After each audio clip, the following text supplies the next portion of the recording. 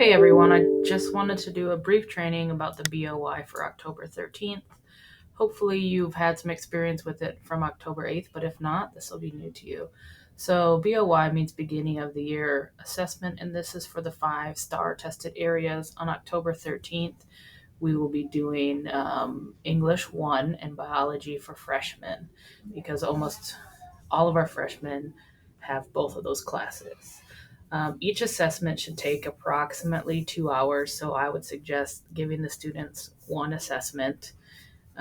Keep reminding them of the time, tell them, and then kind of let them take a break and then give them the next one. Now, you're not going to be able to pace every single student in the classroom, but just be mindful that 4 hours straight is a long time to be working on that 4 or 5 hours, and try to make a plan that works for your room.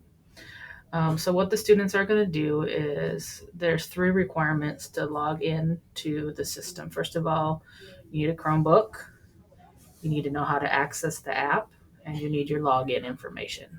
So there's an app loaded on the Chromebooks called Secure Test Browser. It's right here. Secure Test Browser. And the way to access that, and here it is step by step, is you're going to open the Chromebook. You are not logging in. If a student is logged in, you can power it off and power it back on. Open the Chromebook, go to the bottom left-hand corner, and from the word apps, you're going to choose Secure Test Browser. You're going to have to choose Texas and then OK, and then you're going to wait for the browser to load. Once that happens, the sign-in screen will appear. It is going to look something like this. Okay, you need the student's first name, their TSDS number, and the session ID. Okay, this is the web browser version of it, but it'll look the same as accessing it through the app. So going back to this page here are the 3 items they need to check in.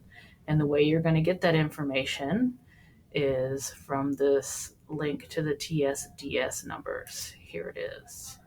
So you can open that.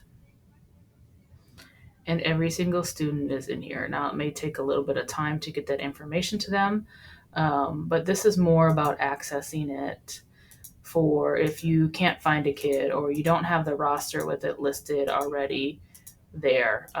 You will get a roster that day with the student's information on it. It'll be in your mailbox prior to that day, so that you can access it. But this is kind of a backup in case you can't find your paper, you lost it, or whatever. So there's 2 things here. October 8th is obviously not the date that is going to go with what you're doing. We're looking at October 13th for biology and English. Here's the session ID.